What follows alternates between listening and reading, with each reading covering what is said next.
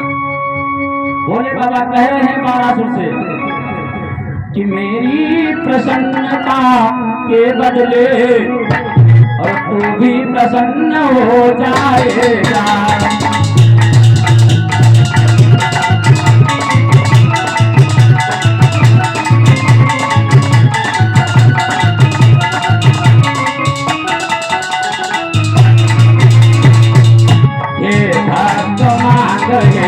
वीर मांग जो मांगेगा सो पाएगा।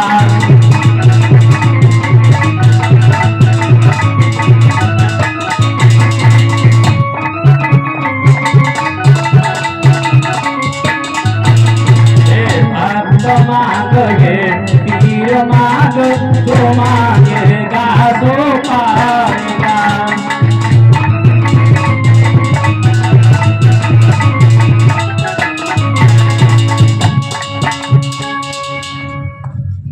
भोले बाबा कहने लगे हैं मैं तुम्हारी भक्ति से प्रसन्न हूँ।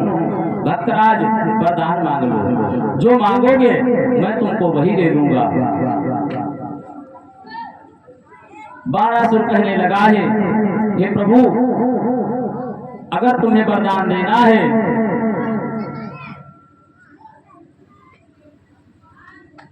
तो मुझे ऐसा वरदान दो कि दुनिया में मुझसे कोई युद्ध में जीत ना पाए। भगवान ने एवं वस्तु कह दिया है। भगवान ने भोले बाबा ने एक ध्वजा दे दी है और बोले बाणासुर और 1000 भुजाएं प्रदान की है। एक ध्वजा दी है, बोले जिस दिन ये ध्वजा गिर जाए समझ लेना उसी दिन तुम्हारे ऊपर संकट आ जाएगा। भगवान ने ध्वजा दी है और बाणासुर ध्वजा को लेकर के अपने महलों में आया है। तो ये बाणासुर है कौन? बहरोचन एक राजा हुए हैं। बहरोचन का पुत्र हुआ है बलि और बलि के पुत्र हुए हैं प्रहलाद के वंश में। प्रहलाद के वंश में बाणासुर का जन्म हुआ है। बलि के पुत्र हुए हैं बाणासुर। प्रहलाद के वंश में इनका जन्म हुआ है। घर को आए हैं, अब तो इनके पास में 1000 भुजाएं हो गई हैं और जिसके पास में 2 भुजा होती हैं वो तो किसी को समझता नहीं है और जिसके पास में 1000 भुजाएं हो जाए फिर वो किसको समझेगा। भगवान शंकर वरदान देकर के अंतर्ध्यान हो गए हैं और जो ही आज उसको 1000 भुजाएं मिली है बाणासुर को, बाणासुर उपद्रव करने लगा कि उन साहस भुजाओं के बल पर सारा संसार हिला डाला।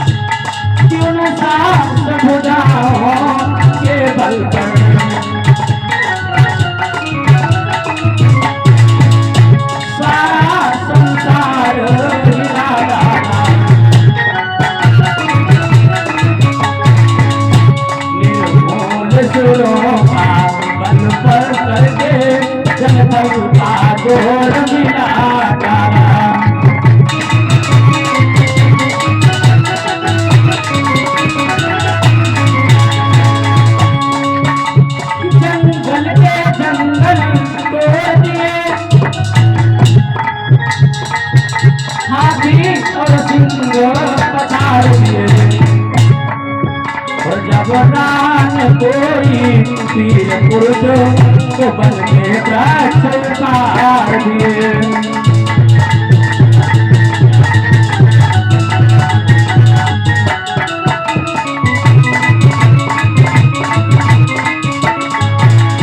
जब दान कोई वीर पुरुष को बन के प्राचल दिए।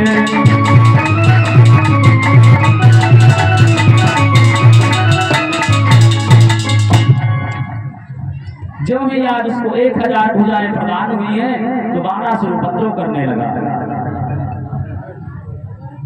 जब उसके साथ में युद्ध में सब हारने लगे हैं तो 12 ने अपनी सात भुजाओं के बल पर जंगलों में जाता है और वृक्षों को उखाड़ करके फेंक देता है। ये 21 पुष्प मुद्राओं का दान माता रानी की तरफ से भगवान के चरणों में समर्पण हुआ है। परिवार मंगलमय हो। बोले गोविंद भगवान की। जंगलों में जाता है और वृक्षों को उखाड़ करके फेंक देता है।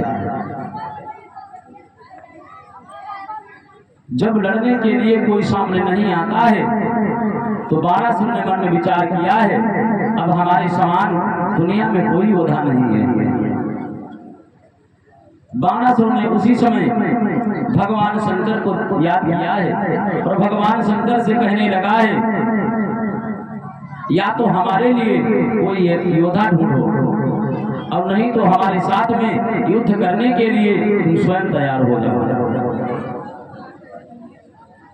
भोले बाबा मन में विचार करने लगे हैं हम जिस भक्त को वरदान देते हैं अंत में वही भक्त हमसे युद्ध करने के लिए तत्पर हो जाता है। 12 कहने लगा है भगवान शंकर ने देखा है कि 12 को अभिमान आ गया है। ये 21 पुष्प मुद्राओं का दान माता रानी की तरफ से भगवान के चरणों में समर्पण हुआ है। परिवार मंगलमय हो। और 11 पुष्प मुद्राओं का दान क्या नाम है बिटिया के द्वारा भगवान के चरणों में समर्पण हुआ है। परिवार मंगलमय हो। भगवान सद्बुद्धि विद्या प्रदान करते रहे। शंकर जी ने देखा है कि भक्त 12 को अभिमान आ गया है। उसी समय भगवान शंकर ने कहा है ऐ मूर्ख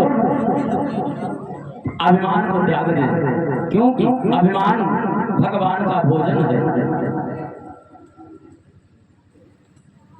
और जिसके द्वारा तुम्हें शक्ति प्रदान हुई है तुम उसी के ऊपर आघात करने लग गए हो।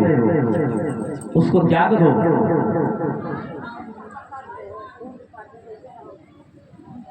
भगवान शंकर कहने लगे हैं ऐ बारेश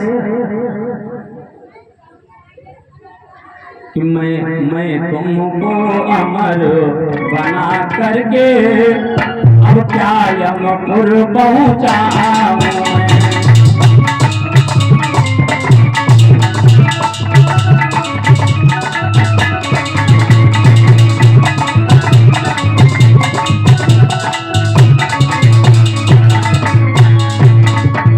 जब मैंने तुझे बढ़ाया है तो अब क्या नीचा दिखलाऊं।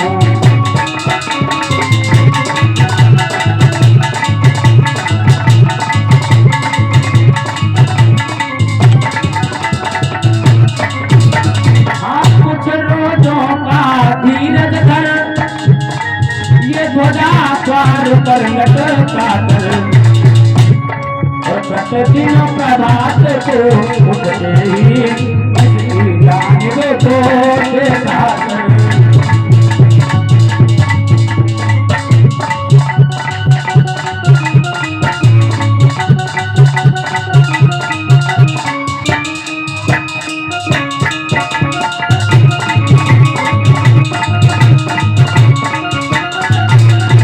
और भगवान शंकर बोले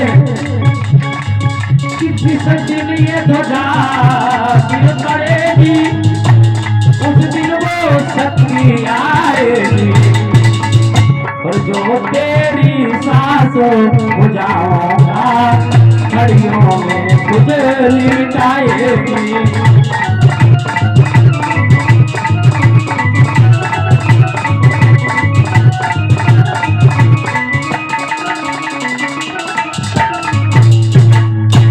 भगवान शंकर कहने लगे हैं तुम्हें अभिमान आ गया है, तुम चिंता मत करो, इस ध्वजा को द्वार पे लगा देना और इसको प्रतिदिन जैसे ही प्रातः काल हो तो इसको देखते रहना। जिस दिन ये ध्वजा नीचे को गिर जाए समझ लेना तुम्हारा मान मिटाने के लिए कोई आ गया है। ऐसा बाणासुर हुआ है, बहुत बड़ा बलवान था।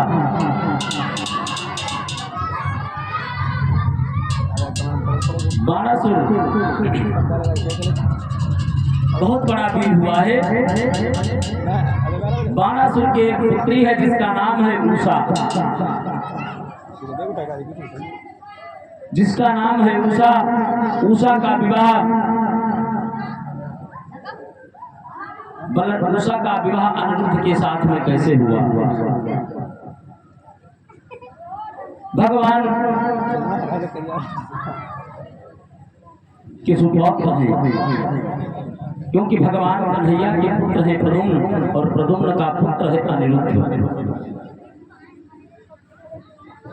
अनिरुद्ध जी का दूसरा विवाह बाणासुर की बेटी उषा के साथ हुआ है। इस विवाह में स्वयं द्वारिकाधीश भगवान कृष्ण और भगवान शंकर को युद्ध करना पड़ा। भगवान कन्हैया और शंकर जी का आपस में युद्ध हुआ है। बाणासुर बहुत बड़ा शिवभक्त था। उसकी बेटी उषा ने स्वप्न में अनिरुद्ध से गंधर्व विवाह कर लिया था। गंधर्व विवाह कर लिया था और प्रतिज्ञा की थी कि मेरा विवाह उसी से होगा जिसे मैंने स्वप्न में देखा है। बाणासुर के मंत्री की बेटी थी चित्रलेखा, जो बड़ी मायावी थी और विचित्र थी, चित्रों को बनाने में बहुत आगे थी।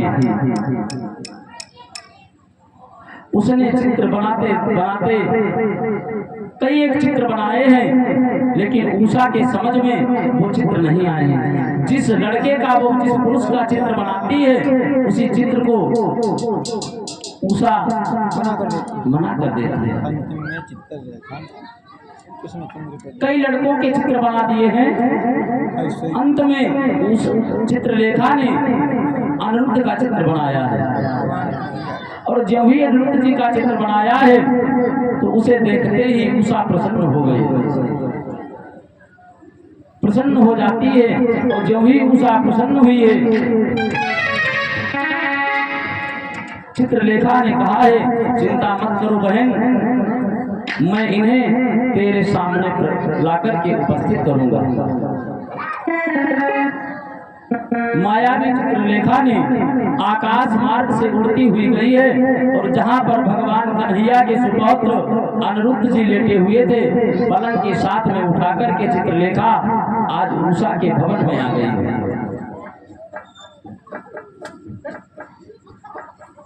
आकाश मार्ग से द्वारिकाधीश से सोते हुए अनिरुद्ध को पलंग से उठाकर के लाई है। बाणासुर के राजभवन में उषा के कमरे में अनिरुद्ध जी आ गए हैं। आज जब अनिरुद्ध जी के नेत्र खुले हैं तो अनिरुद्ध जी ने पूछा है, हे देवी तुम कौन हो? 11 पुष्प मुद्राओं का दान बिटिया की तरफ से भगवान के चरणों में समर्पण हुआ है। भगवान इनको सदैव विद्या प्रदान करते रहें। 11 पुष्प मुद्राओं का दान माता जी की तरफ से भगवान के चरणों में समर्पण हुआ है। परिवार मंगलमय हो।